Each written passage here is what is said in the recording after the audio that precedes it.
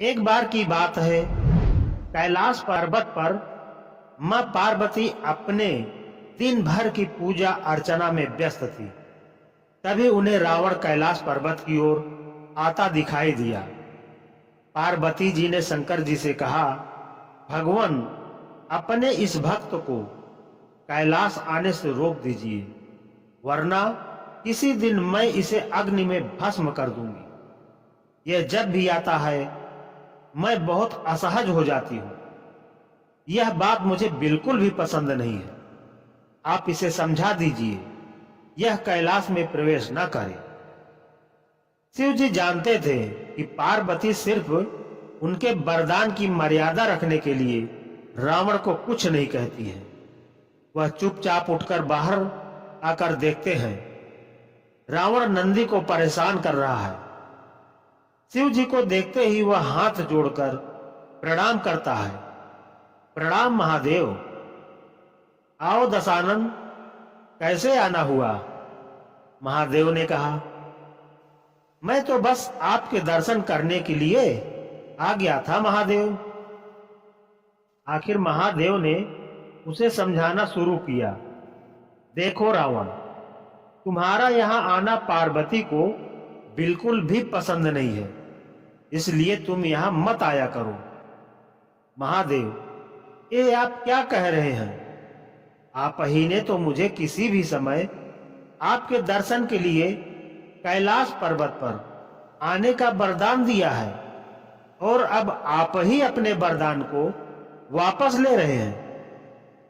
ऐसी बात नहीं है रावण, लेकिन तुम्हारे क्रियाकलापों से पार्वती परेशान रहती है, और किसी दिन उसने तुम्हें श्राप दे दिया तो मैं भी कुछ नहीं कर पाऊंगा। इसलिए बेहतर यही है कि तुम यहां पर न आओ, फिर आपका वरदान तो मिथ्या हो जाएगा महादेव। रावण ने कहा। भोलेनाथ ने कहा, मैं तुम्हें आज एक और वरदान देता हूं। तुम जब भी मुझे याद करोगे, मैं स्वयं ही तुम्हारे पास आ जाऊंगा, लेकिन तुम अब किसी भी परिस्थिति में कैलाश पर्वत पर मत आना। अब तुम यहां से जाओ, पार्वती तुमसे बहुत रुष्ट है। रावण चला जाता है। समय बदलता है। हनुमान जी रावण की स्वर्ण नगरी लंका को जलाकर राख करके चले जाते हैं, और रावण उनका कुछ नहीं कर सकता है। वह सोचते सोचते परेशान हो जाता है कि आखिर उस हनुमान में इतनी शक्ति आई कहां से। परेशान होकर वो महल में ही स्थित शिव मंदिर में जाकर शिव जी की प्रार्थना आरंभ करता है। जटाटवी गलज्जल प्रवाह पापित स्थले गले अवलंब्य लंबिताम भुजंग तुंग मालिकाम। उसकी प्रार्थना से शिव प्रसन्न होकर प्रकट होते हैं। रावण अभिभूत होकर उनके चरणों में गिर पड़ता है। भोलेनाथ कहते हैं, कहो दशानन, कैसे हो? आप अंतर्यामी हैं महादेव, सब कुछ जानते हैं प्रभु। एक अकेले बंदर ने मेरी लंका को और मेरे दर्प को भी जलाकर राख कर दिया। मैं जानना चाहता हूं कि यह बंदर, जिसका नाम हनुमान है, आखिर कौन है? और प्रभु, उसकी पूंछ तो और भी ज्यादा शक्तिशाली थी। किस तरह सहजता से मेरी लंका को जला दिया? मुझे बताइए कि यह हनुमान कौन है? शिव जी मुस्कुराते हुए रावण की बात सुनते रहते हैं, और फिर बताते हैं कि रावण, यह हनुमान और कोई नहीं, मेरा ही रुद्र अवतार है। विष्णु ने जब यह निश्चय किया कि वे पृथ्वी पर अवतार लेंगे और माता लक्ष्मी भी साथ ही अवतरित होंगी, तो मेरी इच्छा हुई कि मैं भी उनकी लीलाओं का साक्षी बनूं।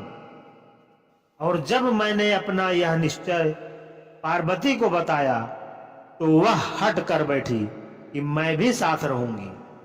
लेकिन यह समझ नहीं आया कि उसे इस लीला में किस तरह भागीदार बनाया जाए। तब सभी देवताओं ने मिलकर मुझे यह मार्ग बताया। आप तो बंदर बन जाइए और शक्ति स्वरूपा पार्वती देवी आपकी पूंछ के रूप में आपके साथ रहे, तभी आप दोनों साथ रह सकते हैं। और उसी अनुरूप मैंने हनुमान के रूप में जन्म लेकर राम जी की सेवा का व्रत रख लिया और शक्ति रूपा पार्वती ने पूंछ के रूप में और उसी सेवा के फलस्वरूप तुम्हारी लंका का दहन किया। अब सुनो रावण, तुम्हारे उद्धार का समय आ गया है, अतः श्री राम के हाथों तुम्हारा उद्धार होगा।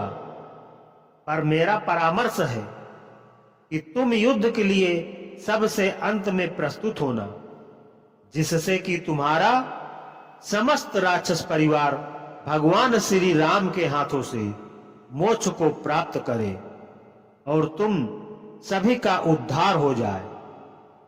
रावण को सारी परिस्थिति का ज्ञान होता है और उस अनुरूप वह युद्ध की तैयारी करता है और अपने पूरे परिवार को राम जी के समक्ष युद्ध के लिए पहले भेजता है और सबसे अंत में स्वयं मोक्ष को प्राप्त होता है।